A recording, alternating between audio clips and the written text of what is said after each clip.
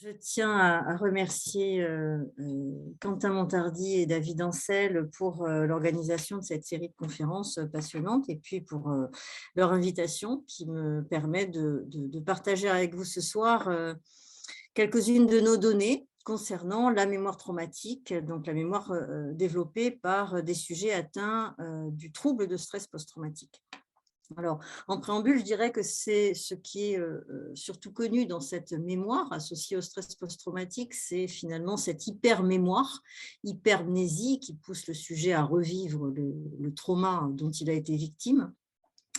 Et la plupart des études, en tout cas des études de modélisation chez l'animal qui tentent de reproduire cette mémoire traumatique, s'intéressent finalement essentiellement à cette hypermnésie émotionnelle. Et on verra que c'est tout le problème, puisque d'abord une hypermnésie émotionnelle n'est pas nécessairement une pathologie et ne mime pas forcément cette mémoire traumatique en soi.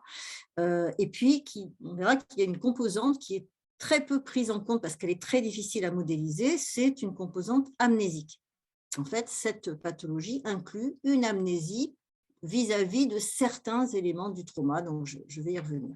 Et donc, ce qu'on a essayé de faire ces dernières années, c'est précisément pour mieux comprendre ce qui se passait dans le cerveau lorsqu'on développe cette fameuse mémoire traumatique, c'était de reproduire ces deux composantes de la mémoire, à la fois l'hypermémoire et l'amnésie, chez l'animal. Évidemment, ce qui n'est pas une chose facile. Vous comprendrez, puisque ça touche des composantes très spécifiquement humaines en plus. Mais voilà, c'est ce que je vais essayer de vous montrer. Comment est-ce que l'on peut… Déjà, qu'est-ce que la mémoire traumatique? Qu'est-ce que le TSPT? Comment les cliniciens présentent ce trouble? Et ensuite, eh bien, qu'est-ce que peuvent nous apporter les études chez l'animal? Pourquoi est-ce qu'on essaie de modéliser cette mémoire traumatique chez l'animal? Qu'est-ce qui peut être modélisé et quelles sont les avancées? Puisque, bien sûr, modéliser un trouble chez l'animal a un objectif précis, c'est celui de comprendre ce qui se passe dans le cerveau. On ne peut bien entendu pas, pour des raisons éthiques évidentes, manipuler les activités cérébrales humaines comme ça. Et donc, on essaie de comprendre ce qui se passe en mimant ces troubles chez l'animal, avec toutes les limites, bien sûr, associées à cette procédure. Alors, qu'est-ce que cette mémoire traumatique et surtout, qu'est-ce qu'elle n'est pas? J'ai envie de commencer comme ça, c'est-à-dire qu'on parle facilement de mémoire traumatique dès qu'on parle de mémoire émotionnelle, mais précisément pour essayer de comprendre ce qu'elle est, il faut commencer par la distinguer d'une mémoire émotionnelle qui, elle, n'est pas traumatique, c'est-à-dire n'est pas pathologique. Alors, je prends en général un exemple, toujours cet exemple assez frappant, qui est le suivant. Alors, évidemment, qu'en fonction de l'âge des auditeurs, eh bien, on ne reçoit pas de la même manière. Et donc, cet exemple est le suivant. Si j'arrive à activer, voilà. Donc, l'exposition en général à cette photo induit automatiquement ce souvenir. Enfin, en tout cas, pour ceux qui ont un certain âge parmi les auditeurs. Cet événement effectivement traumatique nous a plus ou moins choqués, et c'est en fonction aussi de la distance à laquelle nous avons vécu cet événement.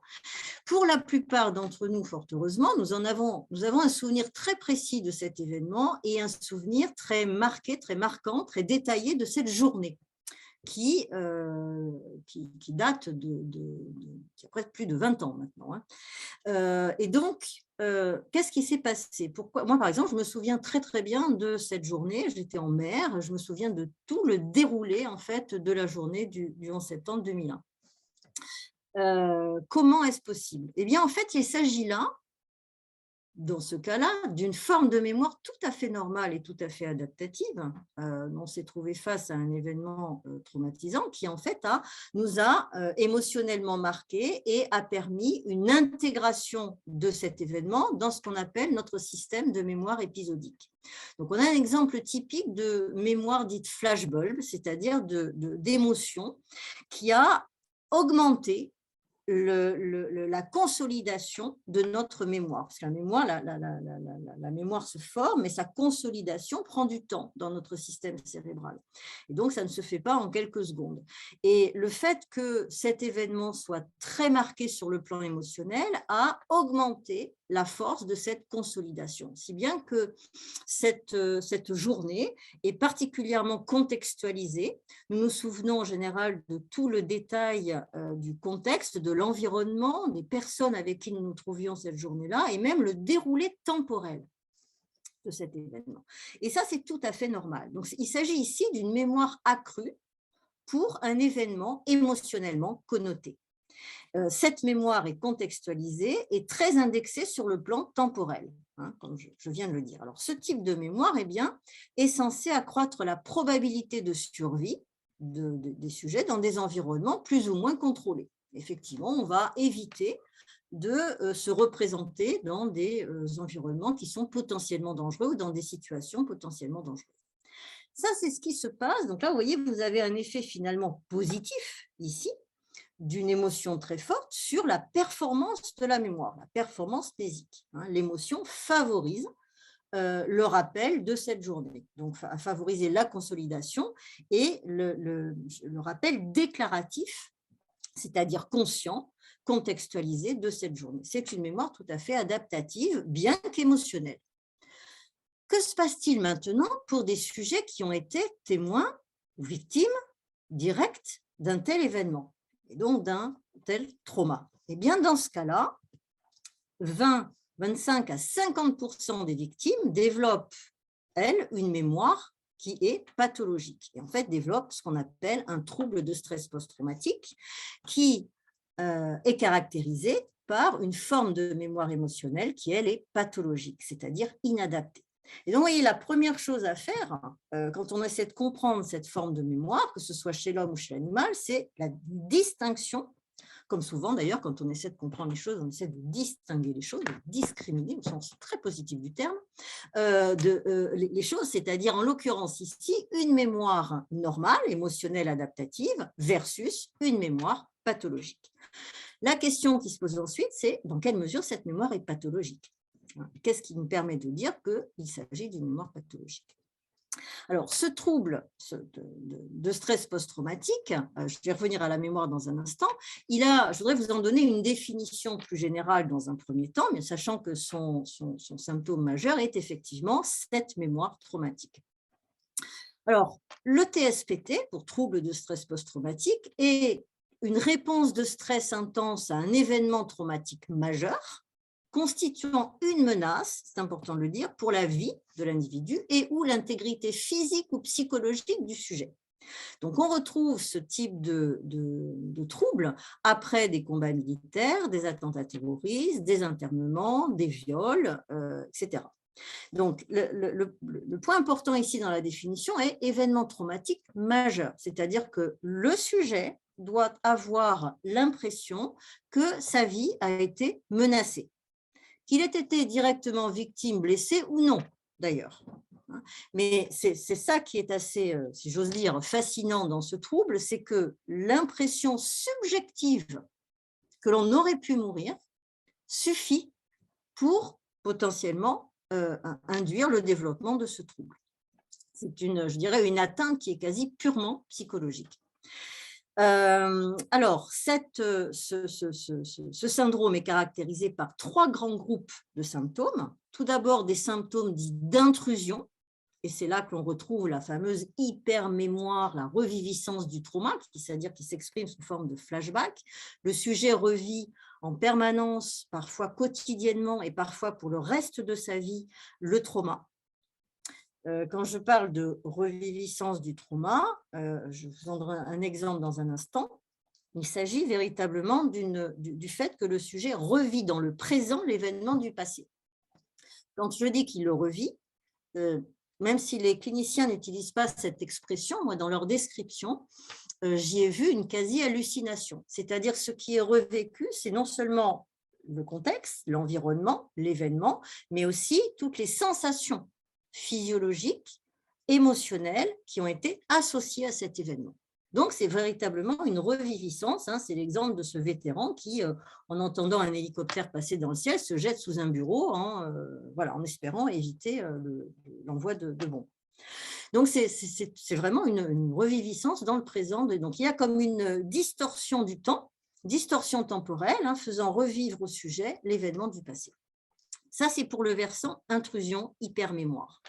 Et puis, il y a un deuxième groupe de symptômes qui se caractérise par l'évitement des stimuli liés au trauma, une stupeur psychologique, un émoussement émotionnel. Et c'est dans cette catégorie de symptômes que l'on peut trouver une forme d'amnésie vis-à-vis de certains éléments du trauma. Quand je parle d'amnésie ici, je vais y revenir aussi, il s'agit d'une amnésie de type déclaratif. Qu'est-ce que ça veut dire? Ça veut dire que si on interroge directement le sujet et qu'on lui demande de raconter l'événement, eh bien, il y aura des trous de mémoire. C'est-à-dire que consciemment, il ne pourra pas, généralement, rappeler certains détails, et en particulier certains détails contextuels de l'événement.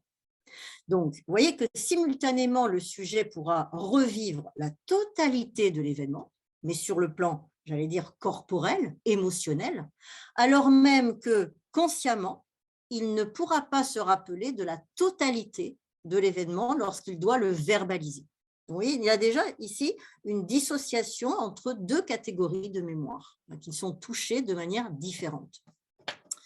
Et enfin, on trouve aussi ce qu'on appelle un éveil physiologique accru. En fait, le sujet est en état d'alerte permanent. Il est en permanence sur ses gardes.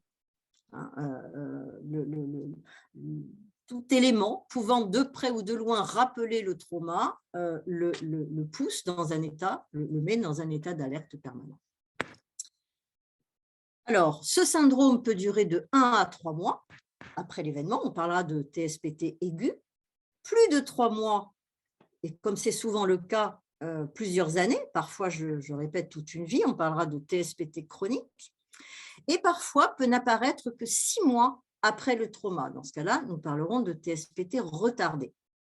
Alors, 6 mois après le trauma, ça c'est quelque chose qui est connu lorsqu'on s'intéresse à la dépression.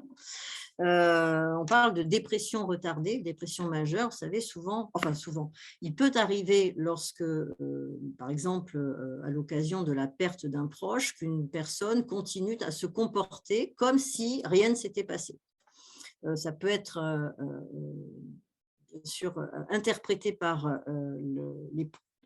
les amis, les proches, comme un manque d'intérêt.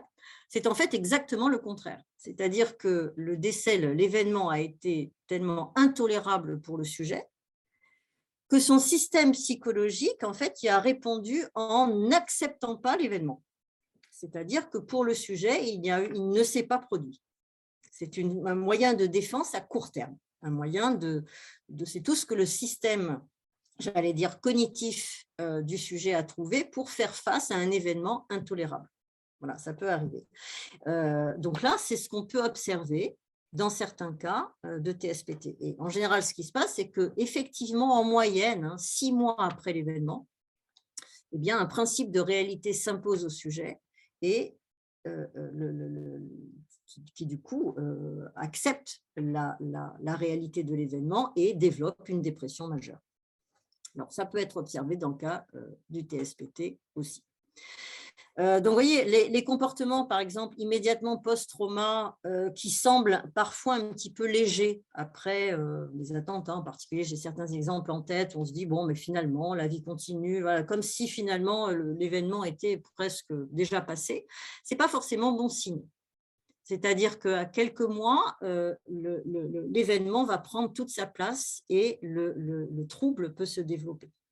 Donc, j'irais jusqu'à dire, comme dans la dépression, qu'il est plus raisonnable quand c'est possible, bien sûr, que la prise de conscience se fasse quasi immédiatement et que précisément la personne puisse en parler immédiatement, plutôt que de contenir cet événement, contenir ses émotions pour finalement voir se développer un principe de réalité plusieurs mois après l'événement. Voilà. Donc, en tout cas, ce type de comportement de déni, finalement, post-trauma annonce un TSPT retardé, en général assez massif. Après trauma majeur, donc je rappelle, un trauma majeur, c'est un trauma qui met plus ou moins objectivement la vie du sujet en danger, ou en tout cas son intégrité physique et ou psychologique, même si le sujet n'est pas blessé, d'aucune manière, mais le caractère objectif du danger est bien présent. Donc, une simple petite chute à vélo ne provoque pas de TSPT, par exemple. Ou bien, on se pose souvent la question, est-ce que par médias interposés, est-ce que ça peut fonctionner? Jusqu'à preuve du contraire, non. Voir en boucle, par exemple, des agressions va augmenter votre niveau d'anxiété, va peut-être perturber votre sommeil, à coup sûr, mais a priori ne sera pas à l'origine d'un TSPT. Il faut que vous soyez soit victime directe, soit témoin direct d'une agression. Voilà. Donc, dans ce cas, la prévalence de la pathologie est de 30%, c'est-à-dire que sur 100 victimes d'un même événement traumatique, 30 peuvent développer ce trouble de stress post-traumatique, ce qui pose bien sûr de manière très intéressante, scientifiquement parlant, j'entends, la question de savoir ce qui se passe chez les 70 restantes. Qu'est-ce qui fait que nous développons des facteurs, que nous développons un TSPT ou non? Quels sont les facteurs de résilience? Quels sont les facteurs donc de vulnérabilité? Qu'est-ce qui fait la différence face à un même événement, objectivement un même événement? Ce taux peut monter jusqu'à 50% dans les cas les plus extrêmes, c'est-à-dire les cas objectivement les plus extrêmes, mais aussi chez les sujets les plus vulnérables, comme par exemple chez les sujets les plus jeunes, chez les enfants. On trouve aussi, pour boucler la définition, des symptômes associés tels que des troubles anxieux généralisés, des crises de panique, dépression majeure, des comportements d'évitement tels que l'alcoolisme, de fuite par rapport à l'événement. Donc voilà pour la définition très générale. Alors bien sûr, au cœur de ce trouble de stress post-traumatique, un symptôme majeur domine, c'est cette fameuse mémoire traumatique, et en particulier cette hypermnésie émotionnelle. Alors, qu'est-ce que la mémoire traumatique?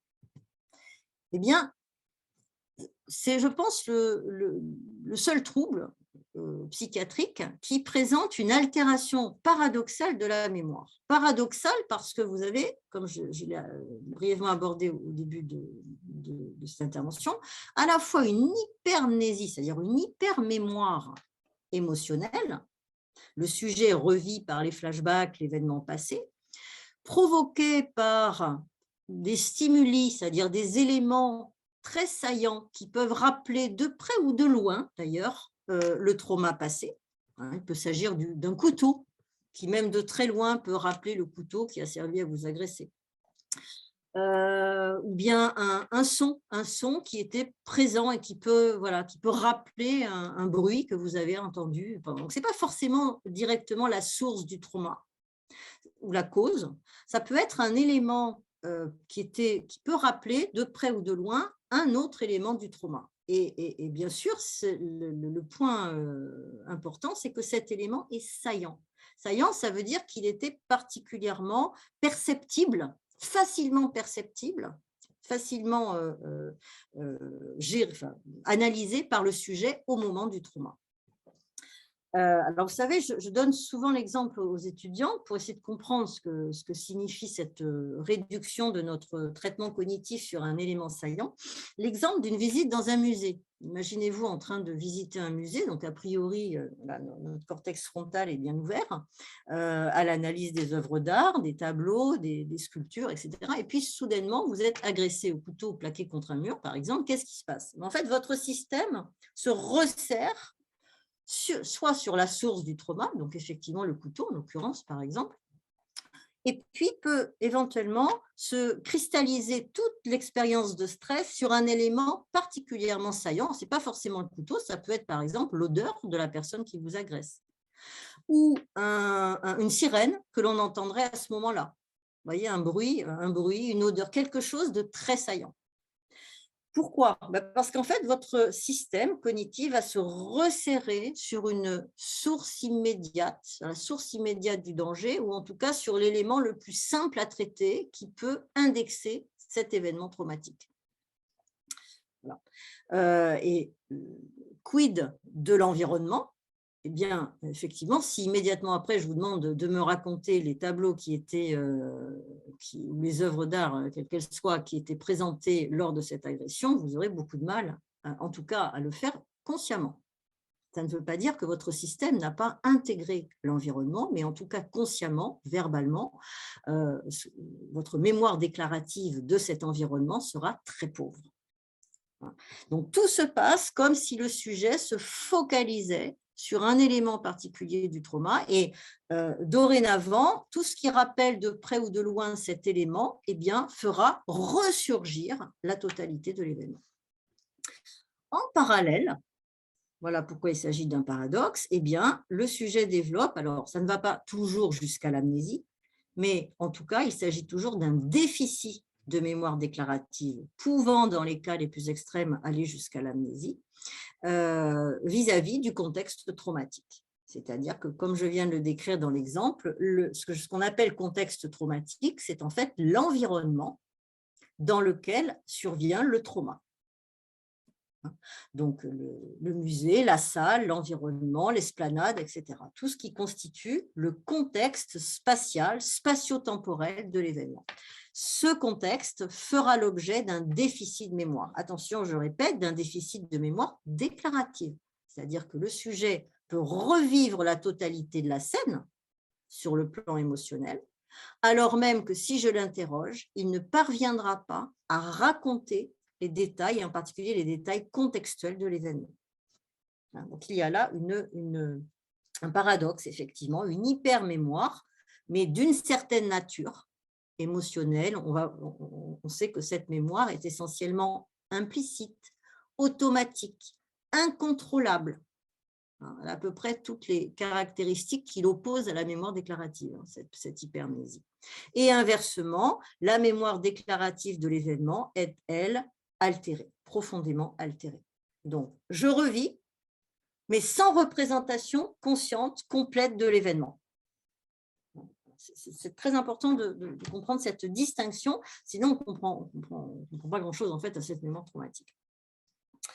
Alors, un exemple de flashback. Donc là, j'ai pris un exemple connu, là, c'est d'un attentat terroriste dans une pizzeria à Jérusalem, ou des attentats au niveau de bus, Jérusalem ou Tel Aviv. Eh bien, des années plus tard, un simple élément rappelant la pizzeria, ou même la marque de la pizzeria, ou bien des ambulances, voire des bus qui n'ont rien à voir ou pas grand-chose à voir, plus ou moins à voir en fait avec les événements, eh bien, vont redéclencher automatiquement. Quand je dis automatiquement, c'est qu'il n'y a pas bien entendu, de volonté, de désir de vouloir se souvenir. Là, il ne s'agit pas d'un souvenir auquel vous faites appel. Il s'agit d'une reviviscence automatique, incontrôlable de la totalité de l'événement, à la fois dans ses composantes sensorielles, physiologiques et émotionnelles. Et vous voyez que parfois, les éléments sont très, très distants des éléments cibles. Voilà. Donc, il s'agit d'une reviviscence de l'événement traumatique. Ce que nous disent aussi les cliniciens, qui est très intéressant, c'est que cette amnésie contextuelle, donc ce déficit de souvenir conscient vis-à-vis de l'événement, eh bien, serait lié, aurait un rôle dans l'hypermnésie émotionnelle. C'est-à-dire que ces deux éléments ne seraient pas indépendants. Quel est le principe? Quel est le mécanisme en jeu?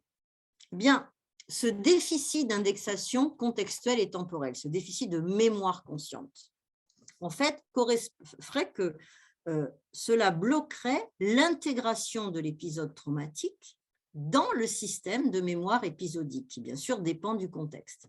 Vous, quand vous stockez, quand vous consolidez un souvenir émotionnel, si on reprend l'exemple de la flashbulb memory initialement, vous avez parfaitement intégré cet événement traumatique à votre système de mémoire dit épisodique, c'est-à-dire à votre système de mémoire consciente, déclarative. Si bien que si je vous interroge sur l'épisode en question, vous êtes capable de le contextualiser. Vous êtes capable d'en parler, de le verbaliser, de m'expliquer dans quelles circonstances ça s'est produit, avec qui, à quelle heure, etc. Donc là, nous avons toutes les caractéristiques du souvenir déclaratif conscient. Lorsque vous ne pouvez pas indexer contextuellement et temporellement l'événement traumatique, eh bien, vous n'intégrez pas cet épisode dans votre système de mémoire épisodique ou déclaratif. Et donc, qu'est-ce qui se passe?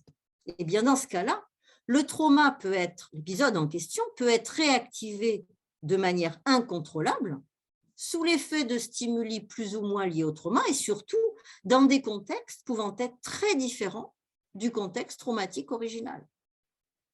Donc, vous voyez, le fait de ne pas indexer, en théorie, le fait de ne pas indexer contextuellement et temporellement un événement, en fait, de ne pas pouvoir lui assigner une place, un lieu, un moment particulier, fait qu'en fait, vous ne le contrôlez pas. Et dans la mesure où vous ne le contrôlez pas, eh bien, il peut se réactiver automatiquement, c'est-à-dire en dehors de votre propre volonté, de votre propre contrôle, n'importe où et n'importe quand. Et donc, c'est typiquement ce qui caractérise le flashback, c'est-à-dire un comportement de peur incontrôlable qui peut se produire absolument n'importe quand, n'importe où. C'est en principe une théorie qui est très intéressante parce que ça signifie que cette amnésie contextuelle serait donc un facteur causal de l'hypermnésie traumatique. Ce serait précisément parce que je ne suis pas capable de former une représentation consciente, contextualisée de l'événement, que de manière incontrôlable et automatique, j'exprimerai des flashbacks. Donc finalement, ce symptôme ici, particulièrement handicapant du TSPT, qu'est l'hypermnésie émotionnelle, ou qui peut prendre la forme de flashback, eh bien, serait dû à cette amnésie contextuelle. Ça, c'est une hypothèse formulée par des cliniciens qui n'avaient jamais été testés jusqu'à récemment. C'est effectivement la conjonction de ces deux observations qui a conduit à proposer cette hypothèse. Et puis, vous voyez qu'on est à la frontière, finalement, entre, là, on ne parle pas encore de neurobiologie, on est à la frontière entre la psychologie et la psychanalyse ici. C'est-à-dire qu'effectivement, c'est parce que je ne parviens pas à me souvenir de cet événement sur le plan conscient, parce que finalement cet événement est inconscient, que je le revis. Certains vont jusqu'à dire, d'ailleurs, c'est un petit peu provocateur, mais certains vont jusqu'à dire que ces flashbacks seraient une occasion du système donné au sujet pour lui permettre de se reconfronter à cet événement de manière à l'intégrer à son système de mémoire épisodique. Bon, il se trouve que ça paraît difficile de dire ça parce que le flashback, la forme du flashback, le caractère implicite et automatique du souvenir ne permet pas précisément de l'intégrer en soi directement, de le traiter sous la forme d'un souvenir déclaratif. Donc, ça paraît peu probable. Mais oui, ça peut être présenté comme ça. En tout cas, voilà, le lien hypothétique a été formulé par les cliniciens. Moi, je me souviens finalement, on peut retenir cette expression-là, moi, je me souviens consciemment de l'événement, plus j'exprimerai de flashback, c'est-à-dire je vivrai de manière très handicapante cette hypermnésie émotionnelle et donc je rentre dans un cycle infernal. Et donc l'idée, la thérapie consisterait à mettre fin à ce cycle infernal. On va voir comment. Alors, c'est Breuin, en 1996, vous voyez, pour une théorie en psychologie ou en psychiatrie, c'est quand même assez récent, parce que je rappelle pour la petite histoire que le trouble de stress post-traumatique, finalement, a connu ses premiers cas, enfin, les descriptions des premiers cas, parce que ça doit remonter avec la naissance de l'homme, hein, a priori, mais les premiers cas, la description des premiers cas date de la Première Guerre mondiale, et encore c'était fait fin de la Première Guerre mondiale. Ensuite, on a des cas un peu plus systématisés après la Seconde Guerre mondiale, mais en particulier chez des vétérans américains. Et à cette époque-là, alors et après, bien sûr, ça a été beaucoup plus médiatisé à partir de du retour de la guerre du Vietnam. Et à cette époque-là, donc quand ça a commencé à être médiatisé aux États-Unis, parce que finalement les premiers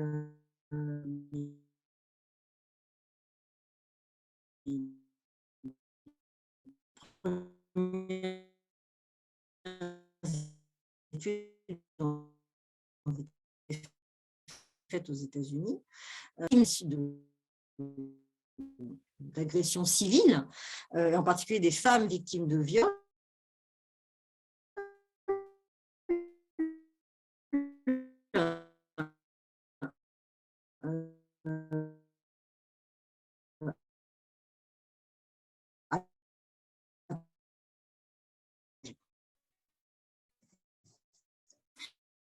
Donc, Brewin, en 1996, oui, c'est quand même très récent, a proposé une théorie dite de la représentation duale.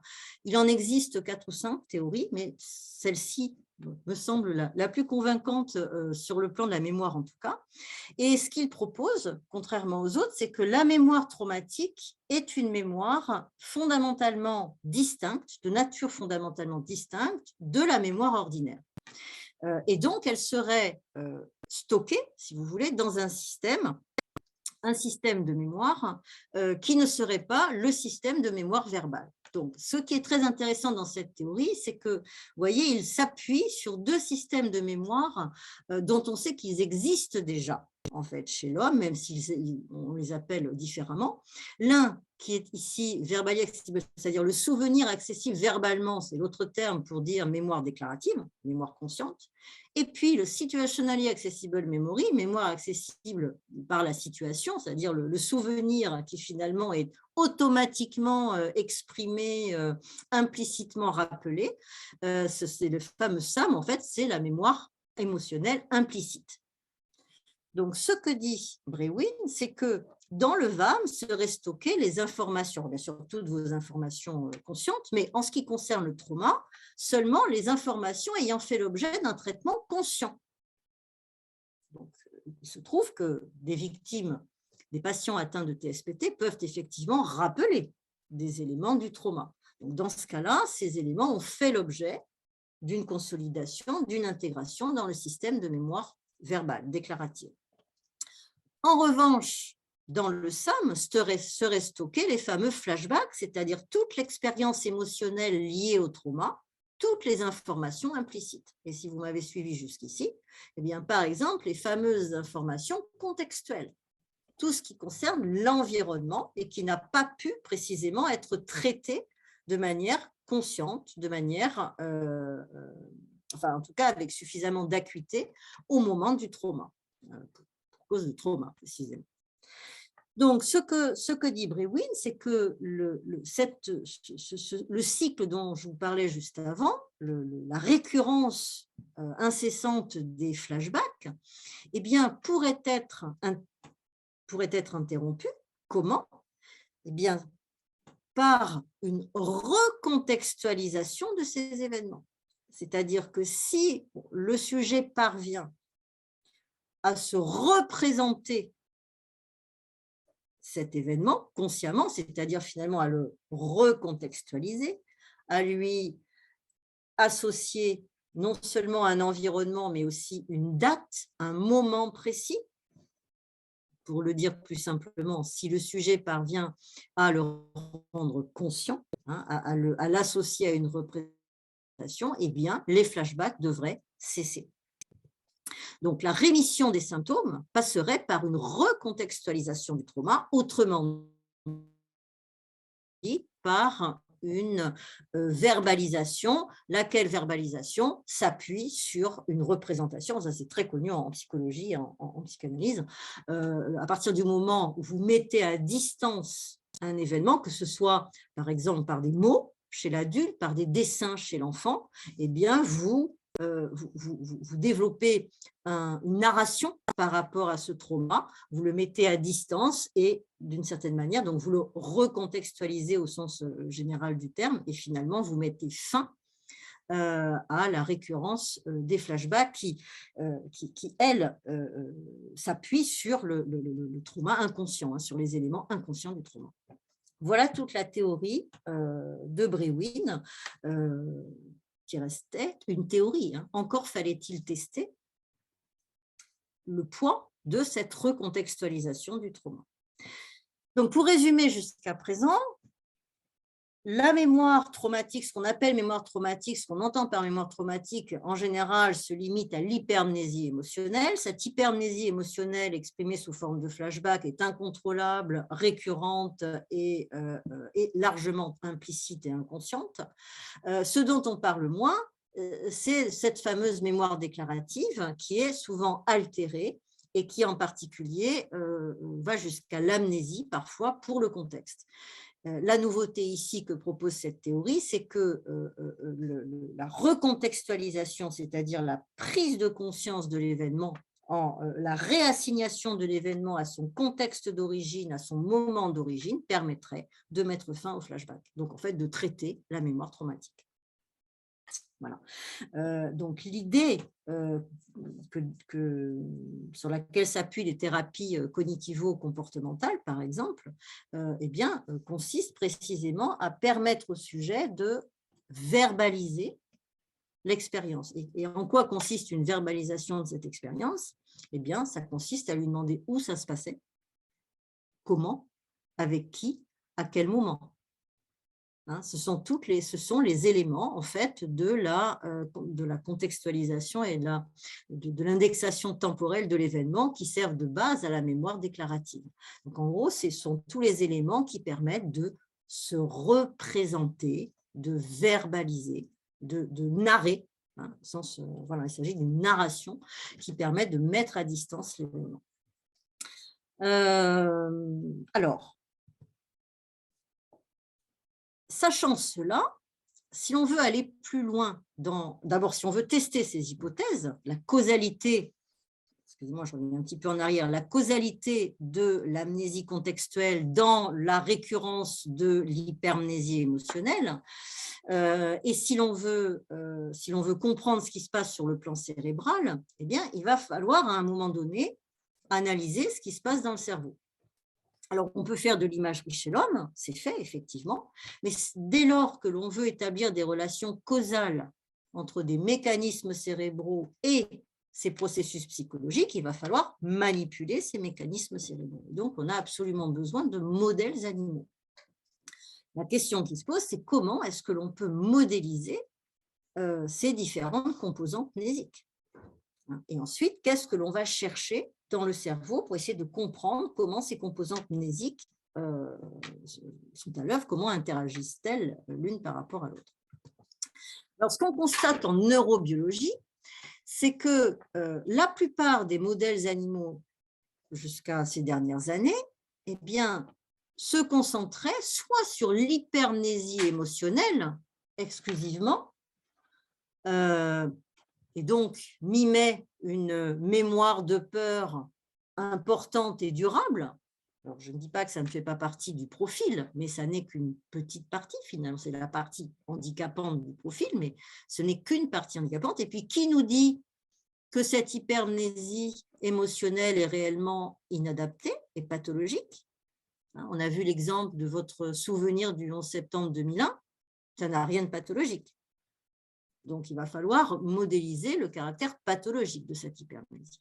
Ou bien ces modèles se focalisent sur les comportements de type anxieux, qui sont effectivement des comportements associés aux troubles de stress post-traumatique, mais dans ce cas-là, on abandonne un petit peu le versant mémoire, donc c'est insatisfaisant.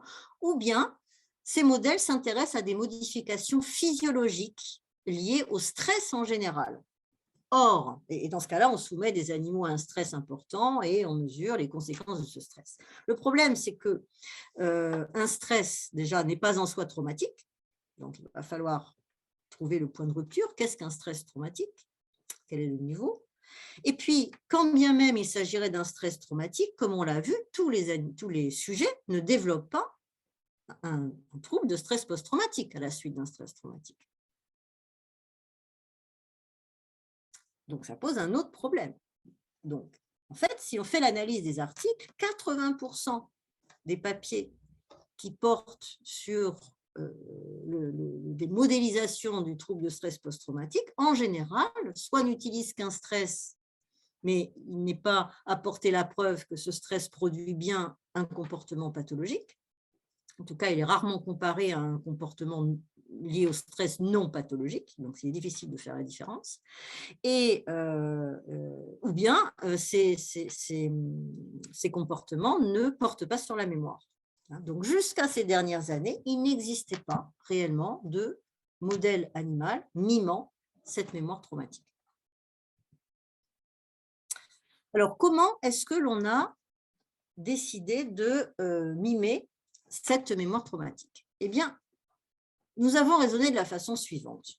Si on soumet un animal, en l'occurrence nous travaillons chez la souris, à un stress modéré, hein, c'est-à-dire qu'il est dans un certain environnement, dans une cage, et il reçoit, alors je dis bien modéré, c'est important pour des raisons éthiques, mais aussi je précise que c'est modéré, nous ne travaillons pas sur la douleur, le but n'est pas de produire une douleur, le but est de faire en sorte que l'environnement pendant 3 minutes va paraître désagréable. Voilà. Le but, c'est de effectivement faire peur à l'animal. Il n'est absolument pas question de lui faire mal. Voilà, encore une fois, on ne travaille pas sur la douleur. Donc, l'animal va être soumis à une expérience de stress désagréable pendant 3 minutes. Et un groupe d'animaux, donc nous avons 2 groupes d'animaux, un son est présenté, mais ce son n'est jamais associé au choc, c'est-à-dire à l'événement désagréable qui se produit à 2 reprises. Il y a une distribution pseudo-aléatoire du son et du choc. Donc le son, vous l'aurez compris, sert d'élément saillant qui est bien présent pendant l'épisode de stress, mais qui n'est absolument pas prédictif du choc. Et puis, un groupe d'animaux est juste soumis à ce conditionnement, et un autre groupe est en plus, immédiatement après cet épisode de stress, soumis à une injection de corticostérone. Qu'est-ce que c'est que la corticostérone? C'est l'équivalent du cortisol chez l'homme, c'est la principale hormone de stress. Et l'idée, en réalisant cette injection de cortisone, est en fait de produire un stress, de mimer un stress plus important, si possible traumatique. Donc, l'épisode de stress à la base, vous voyez le conditionnement classique, l'épisode de stress est un stress relativement modéré, mais l'ajout de corticostérone en post-stress est censé booster, si j'ose dire, le caractère traumatique de l'événement. Alors, comment évalue-t-on l'impact de ce stress sur la mémoire de l'animal? Eh bien, 24 heures plus tard, on va réexposer nos animaux à 2 tests de mémoire. On les interroge, si vous voulez, de manière différente. Tout d'abord, dans leur cage d'élevage, donc là où ils sont dans un milieu tout à fait familier, on va les réexposer au son qu'ils ont entendu.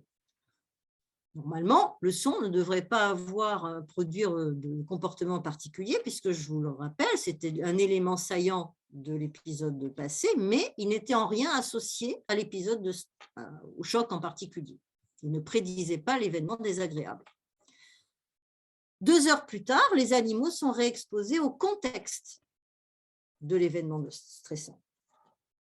Et puis, alors, qu'est-ce qu'on fait pendant ces 2 tests? Eh bien, on va mesurer la mémoire de l'animal. Comment ça? Eh bien, en mesurant ce qu'on appelle le freezing, c'est-à-dire c'est un comportement d'immobilité totale de l'animal. C'est un rongeur qui a peur, se met dans un coin de la pièce, enfin de l'appareil, là, et ne bouge plus pendant un certain temps. Donc, on va mesurer le pourcentage d'immobilité de l'animal qui, finalement, est un moyen de mesurer la performance de mémoire émotionnelle, de mémoire de l'animal pendant ces 2 tests, à la fois au son, donc avant, pendant et après le son, et puis 2 heures plus tard au contexte de conditionnement. Donc, voilà ce que l'on observe. Un animal qui n'a pas reçu de corticostérone, mais qui a été soumis à cet épisode de stress, eh bien, développe une mémoire de peur dite normale, tout à fait adaptative, qui se caractérise par ces 2 courbes. C'est ici qu'il faut comprendre ce que veulent dire ces 2 courbes, parce qu'on va les retrouver systématiquement après.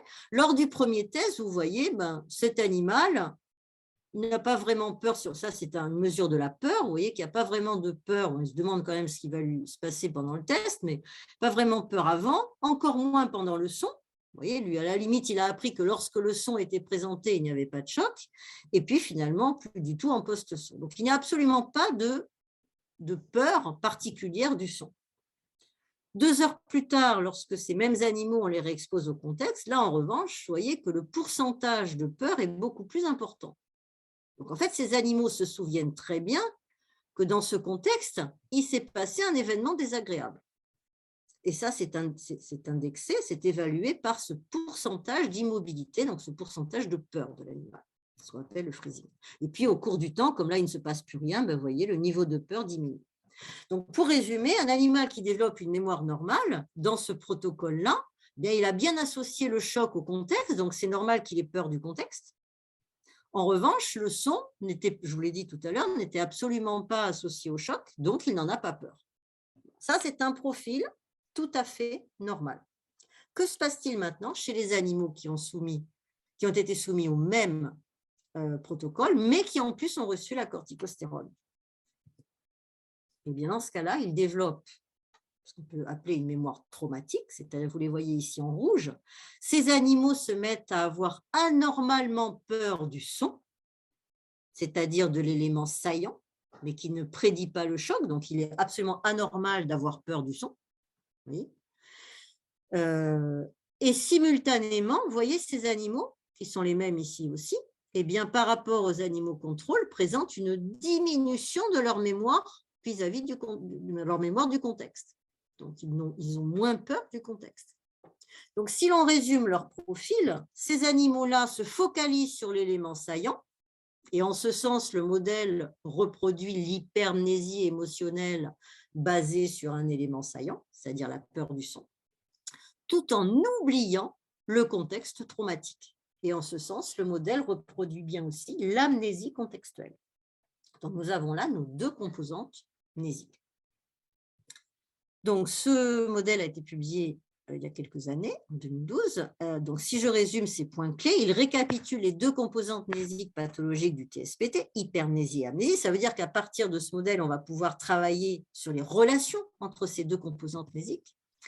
Et puis, l'autre grand intérêt du modèle, c'est que lui, il compare une mémoire traumatique à une mémoire de peur normale. Si on compare les rouges et les noirs, là, on a bien une mémoire qui n'est pas adaptée à l'épisode d'apprentissage, la mémoire de type TSPT versus la mémoire de peur aussi, mais normale. Donc, sur la base de ce modèle, eh bien, on va pouvoir identifier au niveau cérébral les altérations neurobiologiques qui sont spécifiques de la mémoire traumatique. Précisément parce que l'on va pouvoir comparer les changements cérébraux associés au développement d'une mémoire normale et les changements cérébraux associés au développement de cette mémoire traumatique. Alors, je voudrais vous dire quelques mots de ces différentes altérations. Là, depuis quelques années, nous travaillons à différents niveaux d'analyse, du niveau systémique au niveau moléculaire, en passant par le niveau cellulaire. Donc, je vais juste vous donner quelques petits exemples parce que je vois que le temps passe vite. Donc, au niveau systémique, il faut entendre le niveau des structures cérébrales, des ensembles systèmes cérébraux. Au niveau cellulaire, vous avez ici l'exemple d'un neurone, vous voyez, avec le corps cellulaire et l'arbre dendritique. Et puis, au niveau moléculaire, je ne vous en dirai qu'un mot, mais il s'agit de voies moléculaires intracellulaires qui sont aussi altérées lorsque l'animal développe une mémoire traumatique.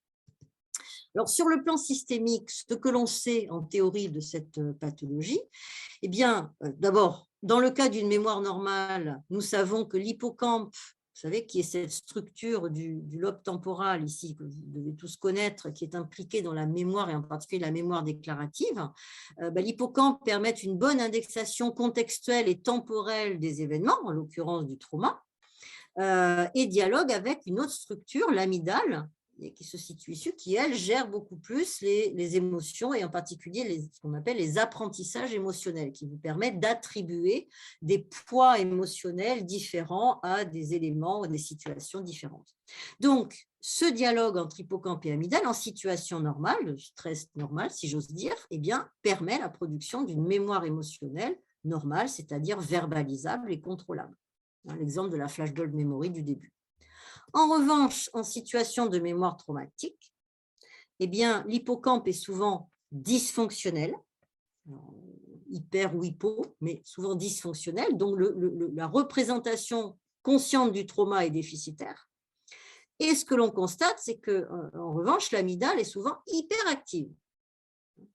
Donc, cela se traduit par une mémoire traumatique qui est peu verbalisable, incontrôlable, de type flashback, surreprésentée, si vous voulez, ou sous-tendue par l'amygdale, au détriment de l'hippocampe. Alors, voilà, effectivement, de manière plus précise, ce que l'on a pu observer chez l'homme, c'est que dans le cas du TSPT, l'hippocampe est souvent, parfois il est hyperactif, mais c'est souvent hypoactif, et même parfois, le volume de l'hippocampe est lui-même diminué, hein, comparé à un sujet qui développe une mémoire normale. En revanche, l'amygdale est hyperactive, comme on le voit ici, en particulier lorsqu'on demande au sujet de raconter l'épisode traumatique. Donc, on s'est demandé chez nos souris si l'on retrouvait cette altération au niveau systémique. Comme vous le voyez, alors là, on fait une immunohistochimie, c'est-à-dire ce qui consiste à marquer les neurones qui sont plus ou moins activés par l'épisode traumatique. Et on regarde là dans l'hippocampe de notre souris et vous voyez, vous devez peut-être voir ici que le marquage est moins important, moins foncé ici à droite qu'à gauche. C'est-à-dire qu'un animal qui développe une mémoire de type TSPT présente un hippocampe moins actif après l'épisode qu'un sujet, un animal qui développe une mémoire de peur normale. Inversement, dans l'amygdale, vous voyez, là, on fait une coupe de l'amygdale et on trouve que le marquage est plus important que chez les sujets contrôle. Donc, notre sujet TSPT, l'animal qui développe une mémoire traumatique, présente une amygdale plus active que des sujets contrôle. Alors, à nouveau, se poser la question, est-ce que cette amnésie contextuelle qui serait due à cette hypoactivité de l'hippocampe est causale ou non à l'hypermnésie émotionnelle qui, elle, serait due à l'hyperactivité de l'amygdale? C'est la question qu'on peut se poser, la question que posaient les cliniciens. Et notre modèle nous a permis de tester directement, de tester l'hypothèse des cliniciens. Alors, comment est-ce qu'on a fait ça? On a fait ça il y a quelques temps, il y a récemment. C'est Cham Alabed au laboratoire qui a réalisé cette expérience, qui est une expérience qui utilise de l'optogénétique. Alors, je vais vous donner le principe. L'idée, c'est qu'on a fait varier la mémoire contextuelle. Comment? En manipulant l'activité de l'hippocampe, puisqu'on sait que la mémoire contextuelle repose sur l'activité de l'hippocampe. Donc, on s'est dit, si on produit une amnésie contextuelle en inhibant l'hippocampe, est-ce que par hasard, on ne va pas induire une mémoire traumatique? Donc, en utilisant de l'optogénétique qui permet de manipuler l'activité des neurones de l'hippocampe, eh bien, on a testé l'hypothèse selon laquelle l'inhibition de l'hippocampe au cours d'un épisode de stress altérerait la mémoire contextuelle du trauma, et cela aurait pour conséquence l'induction d'une mémoire de type TSPT, en particulier cette hypermnésie émotionnelle. Le corollaire de cette hypothèse, c'est que cette fois, dans une situation traumatique, c'est-à-dire chez des animaux recevant la corticostérone, eh bien, l'activation de l'hippocampe en situation traumatique pourrait au contraire promouvoir une bonne mémoire contextuelle du trauma, ce qui préviendrait la formation d'une mémoire traumatique. Vous voyez, en jouant simplement sur le niveau d'activité de l'hippocampe, on faisait l'hypothèse que la mémoire contextuelle serait plus ou moins efficace et donc que l'hypermnésie émotionnelle serait produite ou au contraire bloquée, prévenue. Donc, le principe est le suivant, sans rentrer trop dans les détails, mais vous voyez, quelques semaines avant l'expérience, en fait, on injecte des molécules au niveau de l'hippocampe. Il y a certaines molécules ici en vert qui vont en fait qui vont être sensibles ensuite au niveau de la cellule, qui vont rendre la cellule sensible à un faisceau lumineux particulier, à une fréquence lumineuse particulière. Et en fait, les neurones vont être inhibés lorsqu'on enverra ce faisceau lumineux au moment de l'expérience. Et puis, il y a d'autres molécules qui, au contraire, vont faire en sorte que la cellule soit sensible à une autre fréquence lumineuse, mais cette fois, les neurones seront activés. Donc, on peut comme ça, très précisément, spatialement et temporellement, inhiber ou activer des neurones dans une région bien particulière du cerveau. Il s'agissait ici du C1, d'une sous-région de l'hippocampe. Quelques semaines plus tard, nos animaux sont soumis donc à la procédure que je vous ai présentée il y a quelques instants, c'est-à-dire au conditionnement dit contextuel. Un son ne prédisant pas l'arrivée du choc est présenté, donc les animaux associent normalement le choc au contexte. Et puis, ils reçoivent donc soit une solution saline, soit la fameuse corticostérone. Et 24 heures plus tard, comme je vous l'ai présenté, on teste leur mémoire lorsqu'ils sont réexposés au son, puis 2 heures plus tard au contexte. Alors là, on retrouve les profils que je vous ai présentés.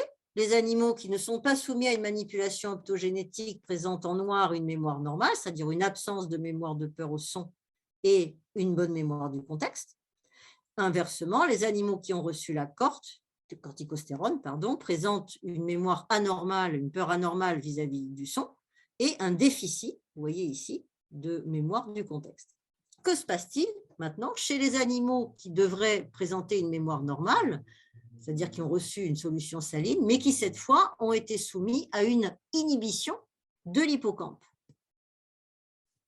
Eh bien, regardez, ces animaux ici en vert, qui pourtant n'ont pas reçu de corticostérone, présentent une mémoire anormalement, enfin une peur anormale vis-à-vis du son, et comme les animaux en rouge, présentent un déficit de mémoire contextuelle. Donc en fait, inhiber l'hippocampe pendant l'épisode de stress induit une mémoire traumatique de type TSPT.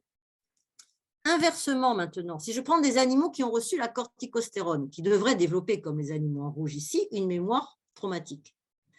Mais si c'est chez ces animaux, j'ai activé cette fois l'hippocampe, donc j'ai favorisé la mémoire contextuelle pendant le trauma, est-ce que j'arrive à prévenir la mémoire traumatique? Eh bien oui. C'est-à-dire, vous voyez, ces animaux ici en bleu, qui ont reçu de la corticostérone, ne développent pas de peur vis-à-vis du son et présentent une mémoire contextuelle tout à fait normale, comme les animaux en noir. Donc, activer l'hippocampe pendant le trauma prévient la formation d'une mémoire traumatique et favorise finalement la formation d'une mémoire de peur tout à fait normale.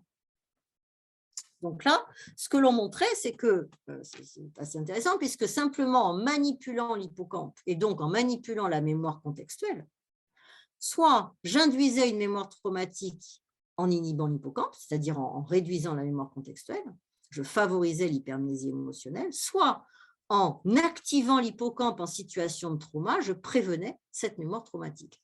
C'est intéressant, mais on pouvait se dire, bon, ça scientifiquement c'est intéressant, mais dans une perspective thérapeutique, que se passe-t-il lorsque l'individu a déjà produit une mémoire traumatique? Est-ce que l'on peut la traiter? Est-ce que l'on peut la normaliser? C'est-à-dire transformer une mémoire traumatique en mémoire de peur normale.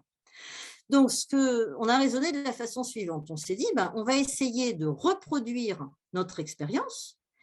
On va faire nos tests, on va vérifier que la mémoire est normale ou traumatique, mais cette fois, le jour suivant, on va essayer d'évoquer la mémoire traumatique, mais cette fois dans le contexte de conditionnement.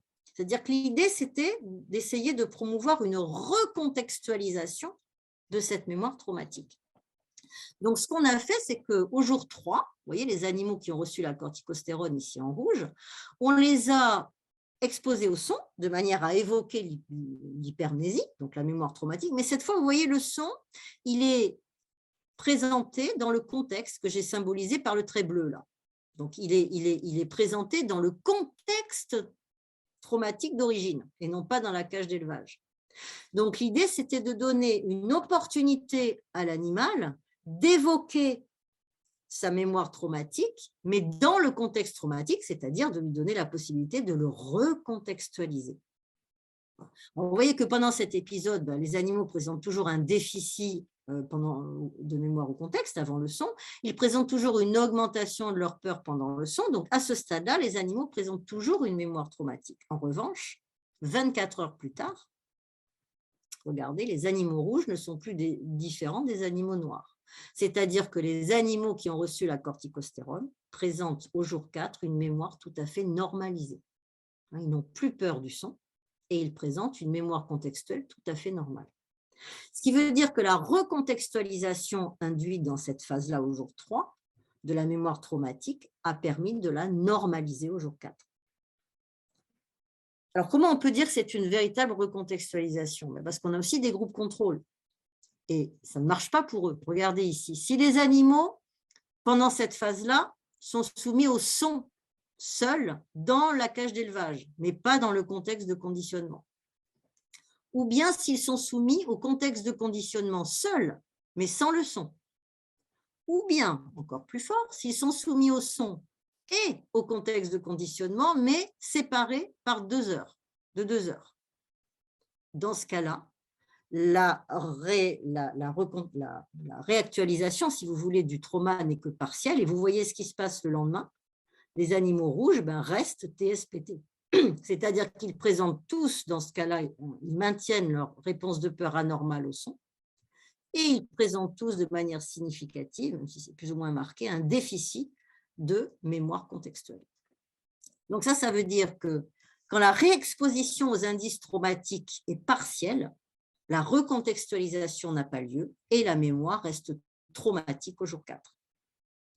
Donc, ce que indiquent ces données, c'est qu'il faudrait que le sujet puisse effectivement évoquer sa mémoire traumatique de manière consciente, c'est-à-dire l'évoquer dans le contexte d'origine.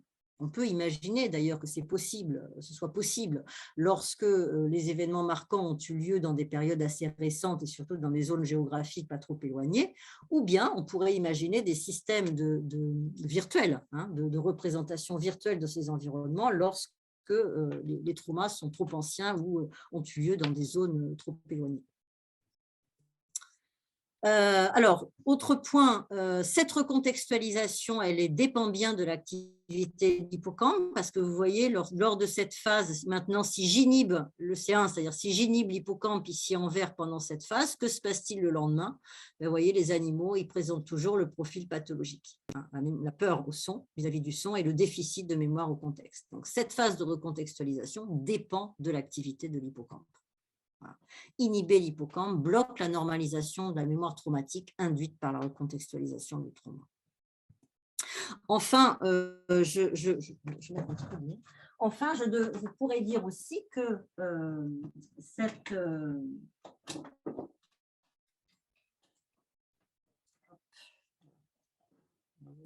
Voilà.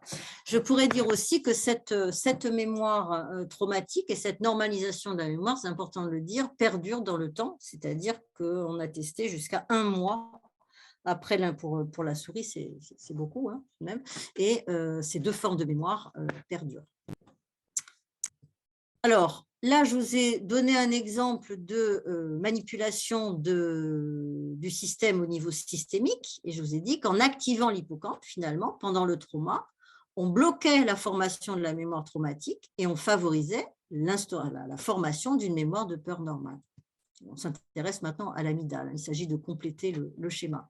Alors, nous avons d'autres données, mais que je crains de ne pouvoir vous présenter ce soir, mais qui montrent aussi que la mémoire traumatique, vous voyez ici, est associée à une atrophie des neurones dans l'hippocampe. Vous voyez l'arbre dendritique ici, les dendrites qui permettent aux neurones de faire connexion avec d'autres neurones est atrophié. Sont atrophiés ici, comparés aux neurones hippocampiques d'un animal développant une mémoire de peur normale. Et l'on a montré aussi que si l'on agissait sur cette neuromorphologie, et en particulier si l'on bloque cette atrophie et qu'on favorise la croissance dendritique, eh bien on bloque aussi la formation de la mémoire traumatique en favorisant la formation d'une mémoire normale, et c'est valable dans les 2 sens.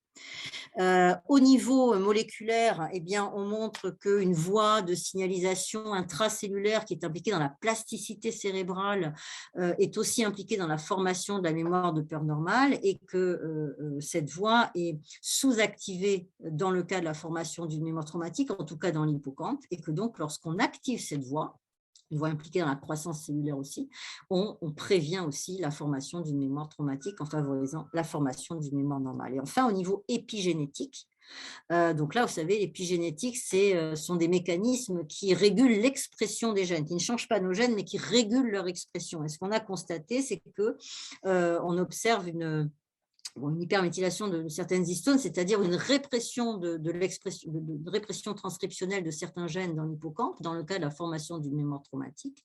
Et si l'on bloque cette répression en bloquant l'hyperméthylation des histones et qu'on favorise une activation transcriptionnelle de ces gènes, eh bien, on favorise la formation d'une mémoire de peur normale. Donc, en fait, à tous ces niveaux d'analyse que l'on observe, excusez-moi, là, je vais aller plus loin directement parce que ça nous emmènerait trop loin. partage d'écran, la fenêtre a été fermée. Attendez, voilà, je vais juste aller là. Voilà, en fait, ce que tous ces événements indiquent, c'est que finalement, normaliser la fonction hippocampique, quel que soit le niveau d'analyse, favorise en fait la formation de la mémoire contextuelle du trauma et que cette mémoire contextuelle du trauma permet de prévenir et de traiter la mémoire traumatique à différents niveaux d'analyse. Qu'est-ce qui reste à montrer maintenant? Il reste à établir des relations entre ces différents niveaux d'analyse. Et en particulier, donc on s'est intéressé au niveau systémique, cellulaire et moléculaire. Maintenant, la question qui se pose, c'est est-ce qu'une modification neurobiologique spécifique à un niveau d'analyse, au niveau cellulaire par exemple, est nécessaire et suffisant pour produire un changement spécifique à un niveau supérieur ou inférieur? Donc, en d'autres termes, il nous reste à déterminer, à identifier des dynamiques neurobiologiques plus ou moins globales, et ça c'est très peu fait, voire quasiment jamais fait en neurosciences, qui permettent de savoir si, par exemple, la formation d'une mémoire traumatique est associée à une dynamique neurobiologique globale. Est-ce que, par exemple, cette altération cellulaire elle est causalement impliquée dans l'altération moléculaire observée ou pas? Est-ce qu'elle l'est systématiquement ou pas? Ça, ce n'est pas connu, et réciproquement. Donc, on a des dynamiques top-down et de type bottom-up à identifier. Ça, c'est une question qui n'est quasiment jamais abordée à ce jour. Et puis, donc, pour conclure, je dirais que donc, la mémoire de type TSPT implique deux composantes mnésiques, une hypermnésie émotionnelle et une amnésie contextuelle. Cette altération paradoxale peut être induite chez le rongeur et, de manière importante, distinguée, pour ne pas dire discriminée, d'une mémoire de peur normale. L'amnésie contextuelle s'avère être une cause de la mémoire traumatique. Donc ça a été validé. Vous voyez, un modèle animal a permis de valider une hypothèse de clinique, une hypothèse de psychologie clinique. Induire cette amnésie par inhibition de l'hippocampe induit l'hypermnésie traumatique. Promouvoir au contraire la mémoire contextuelle du trauma par activation de l'hippocampe prévient la formation de la mémoire traumatique. La recontextualisation du trauma peut traiter la mémoire traumatique en restaurant durablement une mémoire de peur normale, et ce processus dépend bien sûr de l'hippocampe. Enfin, tous les niveaux d'analyse étudiés, même si je n'ai pas pu tous les aborder bien sûr ce soir, sont causalement impliqués dans la formation de la mémoire normale versus traumatique. Il nous reste à ce jour à établir les relations entre ces niveaux pour identifier des dynamiques cérébrales globales.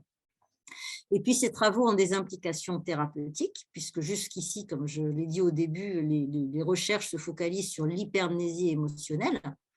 Ces travaux permettent une réorientation des études précliniques en passant de l'hypermnésie émotionnelle à l'amnésie contextuelle, qui dépend d'un dysfonctionnement de l'hippocampe, puisqu'on a vu que finalement, traiter l'amnésie contextuelle permet de traiter l'hypermnésie émotionnelle, donc permet de mettre fin aux symptômes très handicapants du TSPT. Alors ça, c'est une perspective que je vais passer, mais c'est effectivement la perspective chez l'homme, c'est-à-dire dans le cadre d'une approche translationnelle, l'idée est de développer, de promouvoir finalement la fonction hippocampique chez l'homme. Alors comment? Par la contextualisation et la verbalisation. Donc favoriser par exemple ce que j'ai appelé une anticipation narrative des traumas, c'est-à-dire favoriser la verbalisation d'un lieu, d'une date, d'une séquence d'événements, éventuellement anticiper des scénarios traumatiques favoriserait une relativisation de l'événement par une narration, et donc l'intégration de l'événement dans le système de mémoire épisodique. Et qui dit intégration de l'événement dans le système de mémoire épisodique dit contrôle du souvenir et donc suppression des flashbacks. Voilà. Ça, c'est une perspective. Voilà, et finalement, je voudrais remercier mon équipe et mes collaborateurs sur les différents projets portant sur le trouble de stress post-traumatique, et je vous remercie pour votre attention. Et je suis désolée d'avoir un petit peu dépassé l'horaire.